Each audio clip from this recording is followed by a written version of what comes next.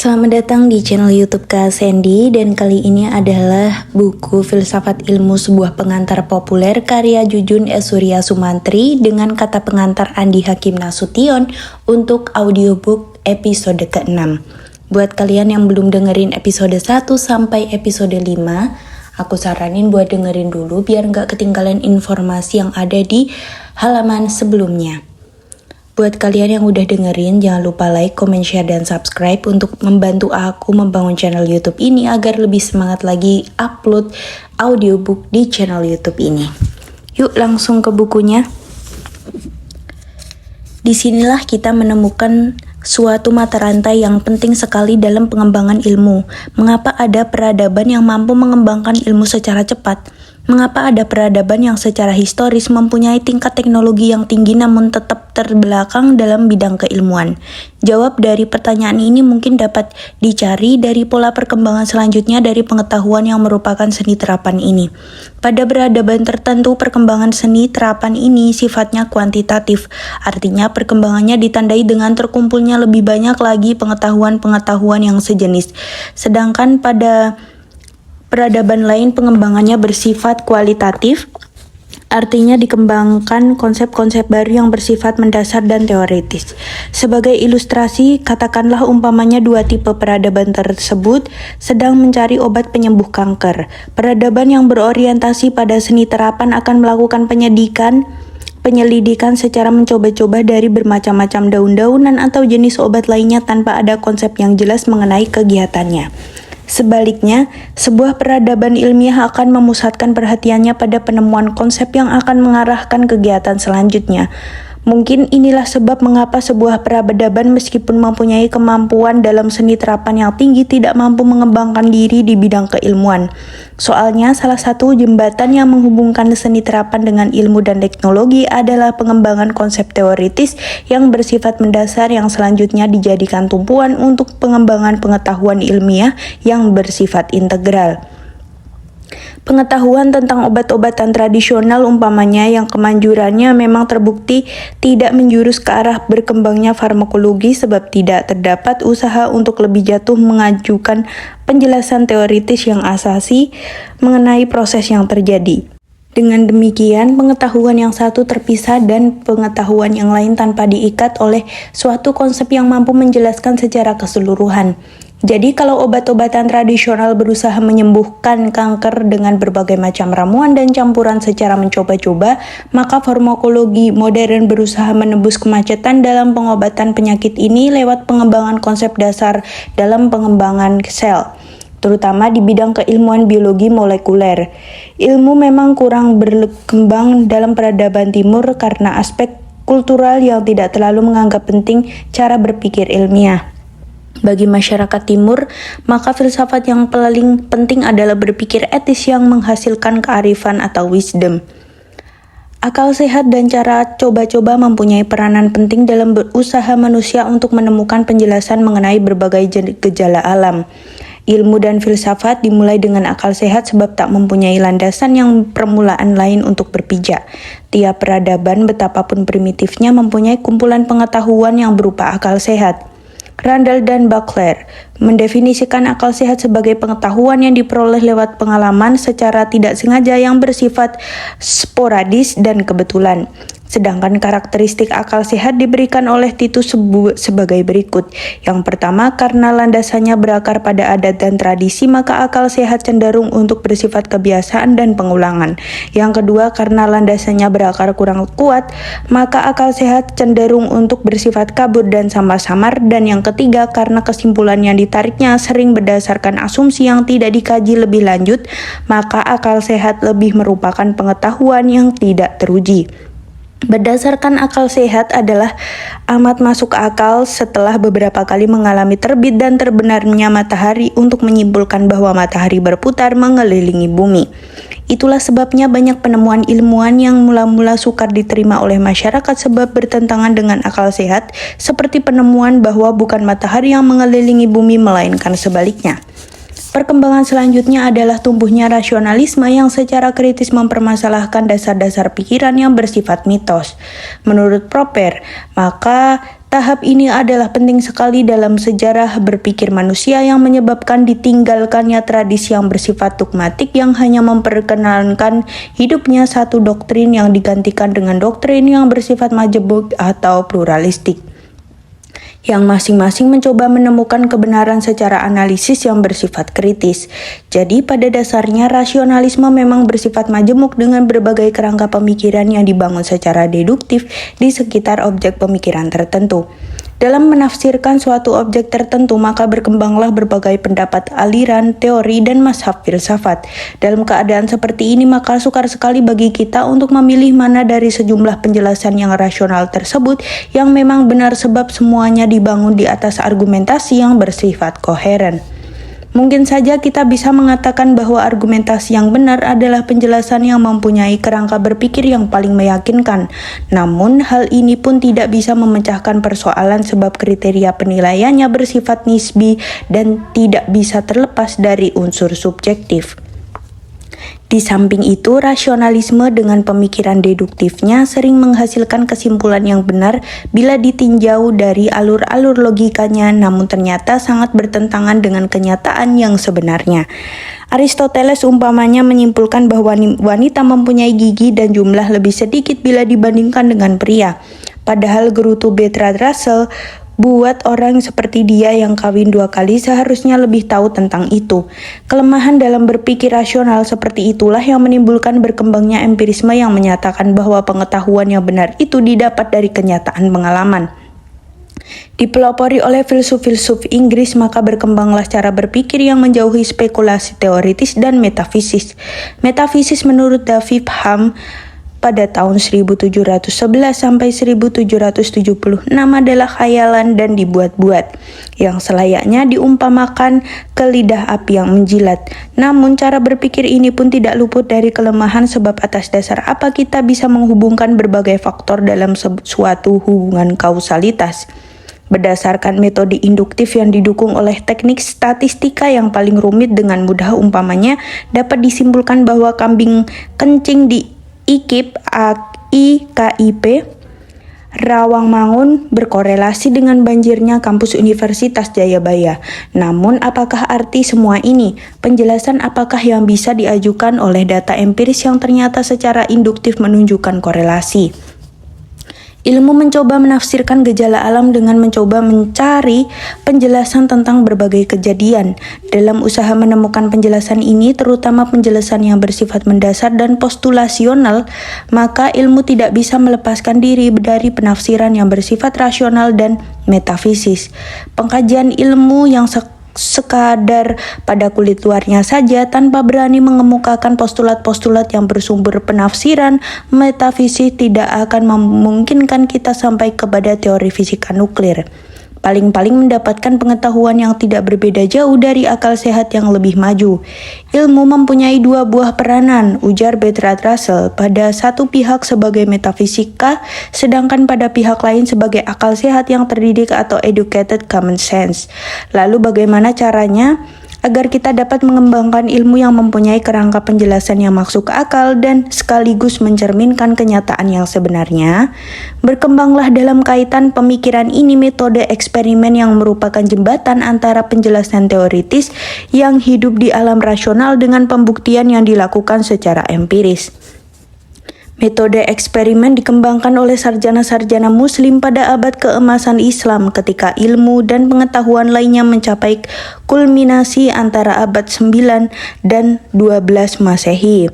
Semangat mencari kebenaran yang dimulai oleh pemikir-pemikir Yunani dan hampir padam dengan jatuhnya kekaisaran Romawi dihidupkan kembali dalam kebudayaan Islam. Jika orang Yunani adalah bapak metode ilmiah, simpul H.G. Wells, maka orang Muslim adalah bapak angkatnya. Dalam perjalanan sejarah maka lewat orang Muslimlah dan bukan lewat kebudayaan Latin, dunia modern sekarang ini mendapatkan kekuatan dan cahayanya. Eksperimen ini dimulai oleh ahli-ahli alkimia yang memungkinkan pada mulanya didorong oleh tujuan untuk mendapatkan obat ajaib untuk tetap awet muda atau elixir vitae dan rumus membuat emas dari logam biasa. Namun secara lambat laun berkembang menjadi paradigma ilmiah. Metode eksperimen ini diperkenalkan dunia barat oleh filsuf Roger Bacon pada tahun 1214 sampai 1294 dan kemudian dimantapkan sebagai paradigma ilmiah atas usaha Francis Bacon pada 1561 sampai 1626. Sebagai penulis yang ulung dan fungsinya sebagai Lord Varula, maka Francis Bacon berhasil meyakinkan masyarakat ilmuwan untuk menerima metode eksperimen sebagai kegiatan ilmiah. Singkatnya, maka secara wajar dapat disimpulkan bahwa secara konseptual metode eksperimen dikembangkan oleh sarjana muslim dan secara sosiologis dimasyarakatkan oleh Francis Bacon. Dewasa ini memang terdapat kecenderungan untuk memperkecil sumbangan dunia timur terhadap timbulnya Renaissance dalam peradaban barat. Dalam buku The History of the World, karangan René Sedillot, umpamanya disebutkan bahwa warisan Islam terhadap peradaban manusia adalah pembakaran perpustakaan dan penembangan hutan tanpa sejengkal tanah pun yang ditanami. Padahal justru sebaliknya lewat terjemahan yang dilakukan pada peradaban Islam antara abad 9 dan 12 itulah maka filsafat Yunani bisa dibaca manusia sekarang ini. Demikian juga pertanian dimanfaatkan sampai hari ini yakni dalam bentuk sistem irigasi yang bersumber pada penghargaan bangsa Arab yang sangat tinggi terhadap air yang sangat langka di padang pasir. Kesalahan seperti ini menurut ahli sejarah ilmu yang terkemuka George Sarton sering disebabkan oleh sentimen nasionalisme dan prasangka yang dapat dilakukan siapa saja apakah mereka itu sarjana muslim, Hindu, atau barat. Pengembangan metode eksperimen yang berasal dari timur ini mempunyai pengaruh penting terhadap cara berpikir manusia sebab dengan demikian maka dapat diuji berbagai penjelasan teoritis apakah sesuai dengan kenyataan empiris atau tidak. Dengan demikian maka berkembanglah metode ilmiah yang menggabungkan cara berpikir deduktif dengan induktif. Dalam bagan pohon silsilah logika dapat dilihat perkembangan logika ilmiah yang merupakan pertemuan antara rasionalisme dan empirisme. Galileo pada tahun 1564 sampai 1642 dan Newton pada tahun 1642 sampai 1727 merupakan pionir yang mempergunakan gabungan berpikir deduktif dan induktif ini dalam menyelidikkan ilmiah mereka. Penelitian Charles Darwin pada tahun 1809 sampai 1882 yang membuahkan teori evolusinya juga mempergunakan metode ilmiah. Deskripsi secara mendalam tentang metode ilmiah ditulis oleh Carl Pearson pada tahun 1857 sampai 1936 dalam bukunya yang sekarang sudah menjadi klasik yang berjudul The Grammar of Science. Buku yang sangat menarik itu diterbitkan sekitar tahun 1890 yang disusul oleh buku John Dewey yang berjudul How We Think yang terbit pada tahun 1910. Secara filsafati, John Dewey mengupas makna dan langkah-langkah dalam metode ilmiah. Dengan perkembangan metode ilmiah dan diterimanya metode ini sebagai paradigma oleh masyarakat keilmuan, maka sejarah kemanusiaan menyaksikan perkembangan pengetahuan yang sangat cepat. Dirintis oleh Kopernikus pada tahun 1473 sampai 1543, Kepler pada tahun 1571 sampai 1630, kemudian Galileo pada tahun 1564 sampai 1642 dan Newton pada tahun 1642 sampai 1727. Ilmu mendapatkan momentumnya pada abad ke-17 dan seterusnya tinggal landas. Whitehead menyebut periode antara 1870 sampai 1880 sebagai titik kulminasi perkembangan ilmu di mana Helmholtz, Pasteur, Darwin, dan Clerk Maxwell berhasil mengembangkan penemuan ilmiahnya. Gejala ini sebenarnya tidak sukar untuk dijelaskan sebab metode ilmiah memanfaatkan kelebihan metode-metode berpikir yang ada dan mencoba untuk memperkecil kekurangannya. Pengetahuan ilmiah tidak sukar untuk diterima sebab pada dasarnya adalah akal sehat meskipun ilmu bukanlah sembarang pada akal sehat melainkan akal sehat yang terdidik. Pengetahuan ilmiah tidak sukar untuk dipercaya sebagai dia dapat diandalkan meskipun tentu saja tidak semua masalah dapat dipecahkan secara keilmuan. Itulah sebabnya maka kita masih memerlukan berbagai pengetahuan lain untuk memenuhi kehidupan kita. Sebagaimanapun majunya ilmu secara hakiki, dia adalah terbatas dan tidak lengkap. Ketika teleskop berakhir dan mikroskop mulai, bertanya Victor Hugo, manakah di antara keduanya yang lebih mampu menyingkap panorama? 13. Metode ilmiah. Metode ilmiah merupakan prosedur dalam mendapatkan pengetahuan yang disebut ilmu. Jadi, ilmu merupakan pengetahuan yang didapatkan melalui metode ilmiah. Tidak semua pengetahuan dapat disebut ilmu sebab ilmu merupakan pengetahuan yang cara mendapatkannya harus memenuhi syarat-syarat tertentu. Syarat-syarat yang harus dipenuhi agar suatu pengetahuan dapat disebut ilmu tercantum dalam apa yang dinamakan dengan metode ilmiah. Metode menurut Sen merupakan suatu prosedur atau cara mengetahui sesuatu yang mempunyai langkah-langkah yang sistematis. Yang pertama, metodologi merupakan suatu pengkajian dalam mempelajari peraturan-peraturan dalam metode tersebut.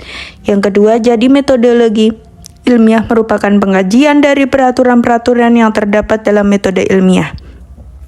Metodologi ini secara filsafati termasuk dalam apa yang dinamakan epistemologi. Epistemologi merupakan pembahasan mengenai bagaimana ia mendapatkan pengetahuan, apakah sumber-sumber pengetahuan, apakah hakikat, jangkauan, dan ruang lingkup pengetahuan, apakah manusia dimungkinkan untuk mendapatkan pengetahuan, sampai tahap mana pengetahuan yang mungkin untuk ditangkap manusia. Seperti yang diketahui, berpikir adalah kegiatan mental yang menghasilkan pengetahuan.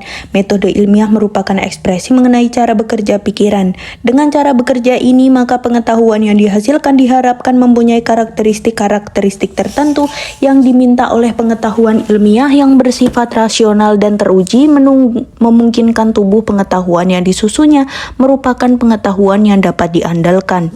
Dalam hal ini, maka metode ilmiah mencoba menggabungkan cara berpikir deduktif dan cara berpikir induktif dalam membangun tubuh pengetahuannya. Berdasarkan deduktif, memberikan sifat yang rasional kepada pengetahuan ilmiah dan bersifat konsisten dengan pengetahuan yang telah dikumpulkan sebelumnya.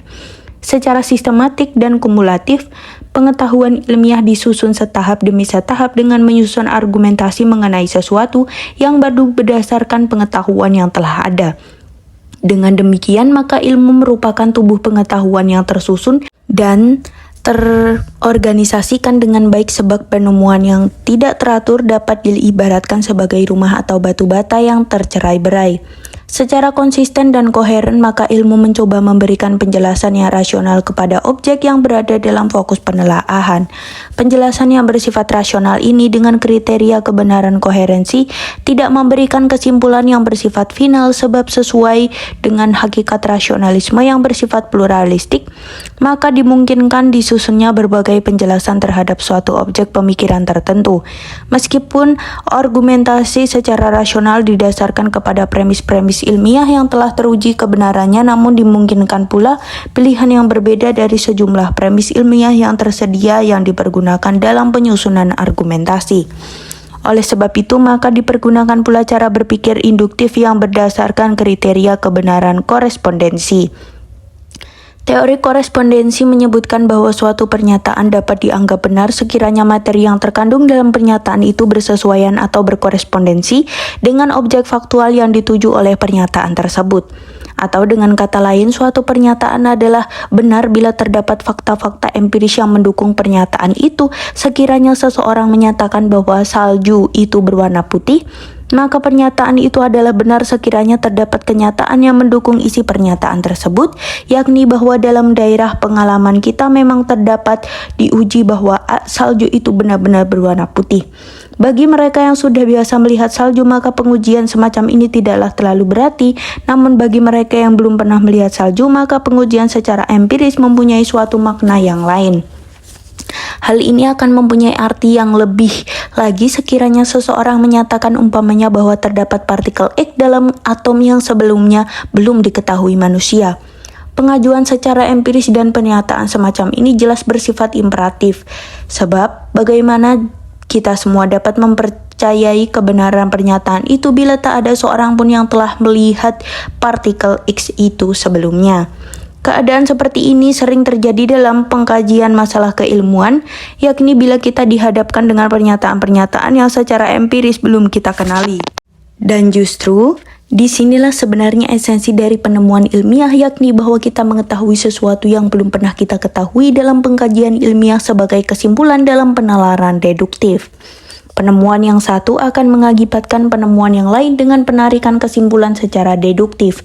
Kesimpulan yang ditarik seperti ini sering memberikan kita kejutan yang menyenangkan, sebab memberikan kepada kita pengetahuan yang belum kita kenal sebelumnya. Proses kegiatan ilmiah menurut Richie Childers dimulai ketika manusia mengamati sesuatu. Tentu saja hal ini membawa kita kepada pertanyaan lain, mengapa manusia mulai mengamati sesuatu? Kalau kita telaah lebih lanjut, ternyata bahwa kita mulai mengamati objek tertentu kalau kita mempunyai perhatian tertentu terhadap objek tersebut. Perhatian tertentu dinamakan John Dewey sebagai suatu masalah atau kesukaran yang dirasakan bila kita menemukan sesuatu dalam pengalaman kita yang menimbulkan pertanyaan. Dan pertanyaan ini timbul disebabkan oleh adanya kontak manusia dengan dunia empiris yang menimbulkan berbagai ragam permasalahan. Dapat disimpulkan bahwa karena adanya masalah, maka proses kegiatan berpikir dimulai, dan karena masalah ini berasal dari dunia empiris, maka proses berpikir tersebut diarahkan pada pengamatan objek yang bersangkutan yang bereksistensi dalam dunia empiris pula. Bahwa manusia menghadapi masalah atau bahwa manusia menyadari adanya masalah dan bermaksud untuk memecahkannya, hal ini bukanlah sesuatu yang sejak manusia berada di muka bumi sejak dahulu kala. Namun dalam menghadapi masalah ini, maka manusia memberikan reaksi yang berbeda-beda sesuai dengan perkembangan cara berpikir mereka. Seperti dibahas dalam bagian terdahulu, terdapat macam-macam sumber dan cara mendapatkan pengetahuan sebagai jawaban terhadap permasalahan yang dihadapi. Dilihat dari perkembangan kebudayaan, maka sikap manusia dalam menghadapi masalah dapat dibedakan menurut ciri-ciri tersebut. Berdasarkan sikap manusia menghadapi masalah ini, maka Van Paulsen membagi perkembangan kebudayaan menjadi 3 tahap, yakni tahap mistis, tahap ontologis, dan tahap fungsional. Yang dimaksudkan dengan tahap mistis adalah sikap manusia yang merasakan dirinya dikepung oleh kekuatan-kekuatan gaib di sekitarnya. Yang dimaksudkan dengan tahap ontologis adalah sikap manusia yang tidak lagi merasakan dirinya terkepung oleh kekuatan-kekuatan gaib dan bersifat mengambil jarak dari objek di sekitarnya, serta memulai melakukan penelaahan terhadap objek tersebut. Sedangkan tahap fungsional adalah sikap manusia yang bukan saja merasa telah terbebas dari kepungan kekuatan gaib dan mempunyai pengetahuan berdasarkan penalaran terhadap objek-objek di sekitar kehidupannya, namun lebih dari itu dia memfungsionalkan pengetahuan tersebut bagi kepentingan dirinya. Tahap fungsional ini dibedakan dengan tahap ontologis sebab belum tentu bahwa pengetahuan yang didapatkan pada tahap ontologis ini, di mana manusia mengambil jarak terhadap objek di sekitar kehidupan dan mulai menelaahnya, mempunyai manfaat langsung terhadap kehidupan manusia. Bisa saja manusia menguasai pengetahuan demi pengetahuan dan tidak mempunyai kegunaan fungsional dalam kehidupannya. Ilmu mulai berkembang pada tahap ontologis ini. Manusia berpendapat bahwa terdapat hukum-hukum tertentu yang terlepas dari kekuasaan manusia dunia mistis yang menguasai gejala-gejala empiris. Dalam tahap ontologis ini, maka manusia mulai mengambil jarak dari objek di sekitarnya, tidak seperti apa yang terjadi dalam dunia mistis di mana semua objek berada dalam kesemestaan yang bersifat difusi dan tidak dijelas batas-batasnya. Manusia mulai memberi batas-batas yang tidak jelas kepada objek kehidupan tertentu yang terpisah dengan eksistensi manusia sebagai objek atau sebagai subjek yang mengamati dan melaah objek tersebut. Dalam menghadapi masalah tertentu, maka dalam tahap ontologis ini manusia mulai menentukan batas-batas eksistensi masalah tersebut yang memungkinkan manusia dapat mengenal wujud masalah itu untuk kemudian ditelaah dan dicarikan pemecahan masalahnya. Dalam usaha untuk pemecahan masalah tersebut, maka ilmu tidak berpaling kepada perasaan melainkan kepada pikiran yang berdasarkan penalaran. Ilmu mencoba cara penjelasan mengenai permasalahan yang dihadapinya agar dia mengerti mengenai hakikat permasalahan itu, dan dengan demikian maka ia dapat memecahkannya. Dalam hal ini, maka pertama-tama ilmu menyadari bahwa masalah yang dihadapinya adalah masalah yang bersifat konkret yang terdapat dalam dunia fisik yang nyata. Secara ontologis, maka ilmu membatasi masalah yang dikajinya hanya pada masalah yang terdapat dalam ruang lingkup penjangkauan pengalaman manusia. Jadi ilmu tidak mempermasalahkan tentang hari kemudian atau surga dan neraka jelas berada di luar pengalaman manusia. Hal ini harus kita sadari karena hal inilah yang memisahkan daerah ilmu dan agama.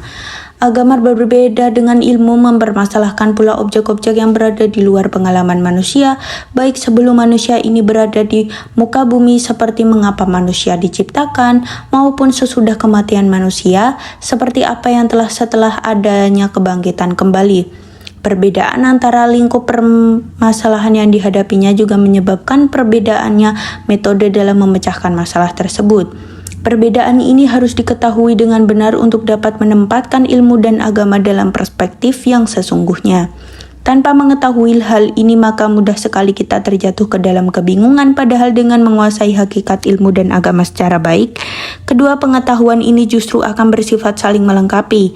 Pada satu pihak agama akan memberikan landasan moral dan bagi aksiologi keilmuan, sedangkan di pihak lain ilmu akan memperdayakan keyakinan beragama. Karena masalah yang dihadapinya adalah nyata, maka ilmu mencari jawabannya pada dunianya yang nyata pula. Ilmu dimulai dengan fakta dan diakhiri dengan fakta. Einstein berkata, apapun juga teori yang menjembatani antara keduanya. Teori yang dimaksudkan di sini adalah penjelasan mengenai gejala yang terdapat dalam dunia fisik tersebut. Teori merupakan suatu abstraksi intelektual di mana pendekatan secara rasional digabungkan dengan pengalaman empiris. Artinya, teori ilmu merupakan suatu penjelasan rasional yang berkesesuaian dengan objek yang dijelaskannya. Suatu penjelasan biar bagaimanapun meyakinkannya tetap harus didukung oleh fakta empiris untuk dapat dinyatakan benar. Disinilah pendekatan rasional digabungkan dengan pendekatan empiris dalam langkah-langkah yang disebut metode ilmiah. Secara rasional maka ilmu menyusun pengetahuannya secara konsisten dan kumulatif, sedangkan secara empiris ilmu memisahkan antara pengetahuan yang sesuai dengan fakta yang tidak. Secara sederhana, maka hal ini berarti bahwa semua teori ilmiah harus memenuhi dua syarat utama, yakni A. harus konsisten dengan teori-teori sebelumnya dan memungkinkan tidak terjadinya kontradiksi dalam teori keilmuan secara keseluruhan, dan yang B. harus cocok dengan fakta-fakta empiris, sebab teori yang bagaimanapun konsistennya sekiranya tidak didukung oleh pengajuan empiris, pengujian empiris, tidak dapat diterima kebenarannya secara ilmiah. Jadi logika ilmiah merupakan gabungan antara logika deduktif dan logika induktif di mana rasionalisme dan empirisme hidup berdampingan dalam sebuah sistem dengan mekanisme korektif. Oleh sebab itu, maka sebelum teruji kebenarannya secara empiris, semua penjelasan rasional yang diajukan statusnya hanyalah bersifat sementara. Penjelasan sementara ini biasanya disebut hipotesis. Sekiranya kita menghadapi suatu masalah tertentu, dalam rangka memecahkan masalah tersebut, kita dapat mengajukan hipotesis yang merupakan jawaban sementara bagi permasalahan yang dihadapi. Secara teoritis maka sebenarnya kita dapat mengajukan hipotesis sebanyak-banyaknya sesuai dengan hakikat rasionalisme yang bersifat pluralistik. Hanya di sini dari sekian hipotesis yang diajukan itu hanya satu yang diterima berdasarkan kriteria kebenaran korespondensi, yakni hipotesis yang didukung oleh fakta-fakta empiris. Hipotesis merupakan dugaan atau jawaban sementara terhadap permasalahan yang sedang kita hadapi. Dalam melakukan penelitian untuk mendapatkan jawaban yang benar, maka seorang ilmuwan seakan-akan melakukan suatu interogasi terhadap alam. Hipotesis dalam hubungan ini bersifat sebagai penunjuk jalan yang memungkinkan kita untuk mendapatkan jawaban, karena alam itu sendiri membisu dan tidak responsif terhadap pertanyaan-pertanyaan. Harus kita sadari bahwa hipotesis sendiri merupakan penjelasan yang bersifat sementara yang membantu kita untuk melakukan penyelidikan. Sering kita temui kesalahpahaman di mana analisis ilmiah berhenti pada hipotesis ini tanpa upaya selanjutnya untuk melakukan verifikasi apakah hipotesis ini benar atau tidak. Kecenderungan ini terdapat pada ilmuwan yang sangat dipengaruhi oleh paham rasionalisme dan melupakan bahwa metode ilmiah merupakan gabungan dari rasionalisme dan empirisme. Hipotesis ini pada dasarnya disusun secara deduktif dengan menggambarkan premis-premis dari pengetahuan ilmiah yang sudah diketahui sebelumnya. Penyusunan seperti ini memungkinkan terjadinya konsistensi dalam mengembangkan ilmu secara keseluruhan dan menimbulkan pula efek kumulatif dalam kemajuan ilmu. Kalau kita kaji secara mendalam, maka kemajuan ilmu sebenarnya tidak dilakukan oleh sekelompok kecil jenius dengan buah pikirannya yang monumental, melainkan oleh manusia-manusia biasa yang selangkah demi selangkah menyusun tumpukan ilmu berdasarkan penemuan sebelumnya. Para jenius di bidang keilmuan berperan sebagai raksasa yang meletakkan dasar-dasarnya, sedangkan pengisiannya dilakukan oleh manusia dengan ketekunan dan kerja kerasnya. Sifat inilah yang memungkinkan ilmu berkembang secara relatif lebih pesat bila dibandingkan dengan pengetahuan lainnya, umpamanya filsafat. Dalam pengkajian filsafat, maka seorang filsuf selalu mulai dari bawah dalam menyusun sistem pemikirannya dan membangun sistem tersebut secara keseluruhan lengkap dengan bangunan dan isinya. Sedangkan dalam kegiatan ilmiah, maka tiap ilmuwan menyumbangkan bagian kecil dari sistem keilmuan secara keseluruhan, namun disebabkan sifat yang kumulatif menyebabkan ilmu berkembang dengan sangat pesat. Dengan adanya jembatan yang berupa penyusunan hipotesis ini, maka metode ilmiah sering dikenal sebagai proses logiko-hipotetiko verifikasi atau menurut Tyndall sebagai perkawinan berkesinambungan antara deduksi dan induksi. Proses induksi ini mulai memegang peranan dalam tahap verifikasi atau pengujian hipotesis di mana dikumpulkan fakta-fakta empiris untuk menilai apakah sebuah hipotesis didukung oleh fakta atau tidak. Sebenarnya dalam proses penyusunan hipotesis ini meskipun dasar berpikirnya adalah deduktif, kegiatannya tidaklah sama sekali terbebas dari proses induktif. Kita tidak mampu memecahkan masalah tanpa hasil sambil bergoyang kaki di belakang meja sambil terengadah di langit biru mencari gagasan yang mungkin dapat dipergunakan dalam menyusun hipotesis. Penyusunan hipotesis sendiri dilakukan dalam rangka permasalahan yang eksistensi secara empiris dengan pengamatan kita yang mau tidak mau turut mempengaruhi proses berpikir deduktif. Kegiatan ini akan lebih mendekatkan lagi hipotesis yang kita susun dalam dunia fisik yang secara teoritis memperbesar peluang bagi hipotesis tersebut untuk diterima. Sekian untuk episode kali ini, ditunggu untuk episode selanjutnya, dan buat kalian yang udah dengerin jangan lupa like, comment, share, dan subscribe agar memberikan manfaat tidak hanya untukmu tapi juga untuk orang-orang di sekitarmu. Yuk baca buku.